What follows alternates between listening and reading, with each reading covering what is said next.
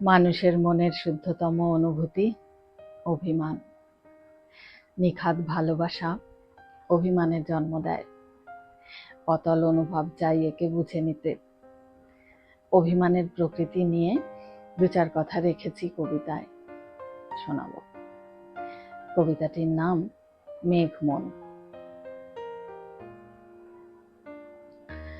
অভিমান বড় আত্মিক এক সুর, যার পরে হয় তার বসবাস নিবিড় অন্তপুর। বুক ভরে ওঠা শুষ্কের ভিড়ে এক মরুভূমি অভিমান তীরে, শুধু মনে হয় বিরান বড় গোধূলি উষার বিশ্ব, শুকিয়ে যাওয়া কণ্ঠস্বর আষাঢ় অবিমৃশ্য। বিষাদ কাব্যে নিঝুম মেঘদল, সব হিজিবিজি উপলব্ধির ছল। মায়াহীন বড় স্পর্শ করে না বুক, গীতবিতানো বিমূঢ় নিশ্চুপ।